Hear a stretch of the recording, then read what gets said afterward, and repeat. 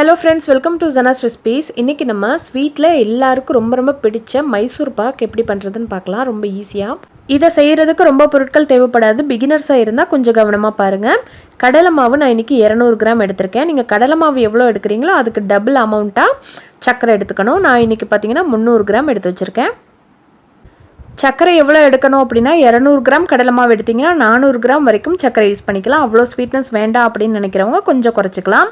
நான் வந்து இன்றைக்கி 300 கிராம் தான் யூஸ் பண்ணுறேன் 200 கிராம் கடலை மாவுக்கு. அதே போல் ஆயில் எவ்வளோ எடுக்கணும்னா சுத்தமான கடலை எண்ணெய் மட்டும் யூஸ் பண்ணுங்கள். 200 கிராம் கடலை மாவு எடுத்திங்கன்னா 200 ml ஆயில் யூஸ் பண்ணுங்கள். 50 மில்லி நெய் யூஸ் பண்ணுங்கள். இந்த 200 கிராம் கடலை மாவுக்கு 200 ml வந்து ஆயில் யூஸ் பண்ணிவிட்டு 50 கிராம் வந்து நெய் யூஸ் பண்ணுங்கள். இதுக்கு மேலே வேணும் நல்ல ஃப்ளேவராக இருக்கணும் அப்படின்னா 100 கிராம் வரைக்கும் யூஸ் பண்ணுங்கள். அதுக்கு மேலே யூஸ் பண்ணிங்க அப்படின்னா ரொம்ப ரொம்ப சாஃப்டாக வந்துடும். எல்லாத்தையும் ரெடியாக எடுத்து வச்சுக்கோங்க. அந்த ஆயிலையும் அந்த நெய்யையும் ஒரு பாத்திரத்தில் வச்சு அடுப்பில் வச்சுருங்க. ரொம்ப ரொம்ப சிம்லேயே வச்சுருங்க. இப்போது மைசூர் பாக் கிண்ட ஆரம்பிச்சிடலாம். முதல்ல அடிகனமான பாத்திரம், அதே போல் ஒட்டாத பாத்திரமாக எடுத்து வச்சிங்கன்னா ரொம்ப சீக்கிரமாக உங்களுக்கு வந்துடும். முதல்ல எடுத்து வச்சுருக்க அந்த சர்க்கரையை சேர்த்து அதுக்கு எவ்வளோ தண்ணி ஊற்றணுன்னா அந்த சர்க்கரை வந்து மூழ்கிற அளவுக்கு மட்டும் ஊற்றுங்க. இப்போது அடுப்பை வந்து கொஞ்சம் ஹைலே வச்சுக்கோங்க. இது வந்து ஒரு கம்பி பதம் வர வரைக்கும் நம்ம வந்து கொஞ்சம் ஹைலே வச்சுக்கலாம். சீக்கிரமாக ரெடி ஆயிரும்.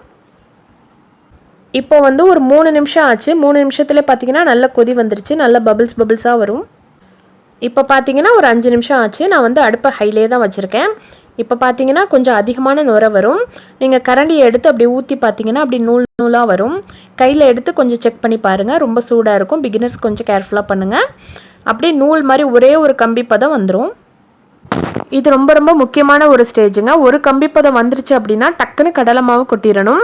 ஒரு கம்பி பதத்தை தாண்டிடுச்சுன்னா பக்குவம் வந்து கொஞ்சம் மாறிடும். கொஞ்சம் கொஞ்சமாக கடலை மாவை போட்டு கிண்டிக்கிட்டே இருங்க. கை வந்து வலிச்சாலும் பரவாயில்ல, கிண்டிக்கிட்டே இருக்கணும்.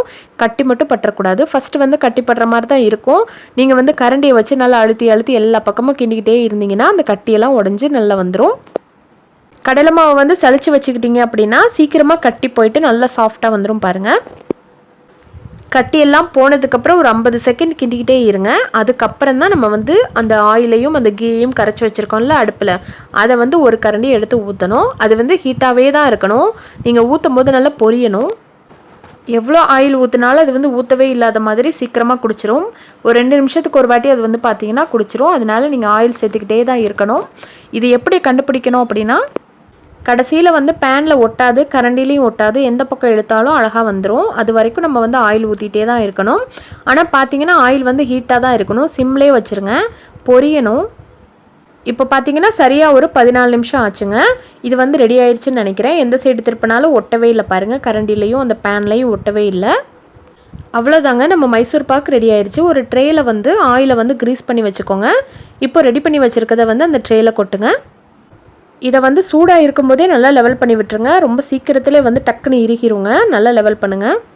பாருங்கள், இறக்கி வந்து ஒரு 2 நிமிஷம் கூட ஆகலை, அதுக்குள்ளேயே நல்லா வந்து இறுகிருச்சு பாருங்கள். சீக்கிரமாக ட்ரேயில் கொட்டினதுக்கப்புறம் ஒரு கத்தியை வச்சு டக்குன்னு பீஸ் போட்டுருங்க. அதுக்கப்புறம் உங்களால் போட முடியாதுங்க, சீக்கிரமாக இறுகிரும். பாருங்கள், நான் பீஸ் போட்டு வச்சுருக்கேன். உள்ளே வந்து அப்படியே நல்லா ப்ரௌனிஷாக இருக்குது பாருங்கள். இதுதான் வந்து பெர்ஃபெக்டான ஒரு மைசூர் பாக்குங்க. நல்லா சாஃப்டாக வந்திருக்கு. இதே போல் ட்ரை பண்ணி பார்த்துட்டு கமெண்ட்ஸ் பண்ணுங்கள். தேங்க்யூ.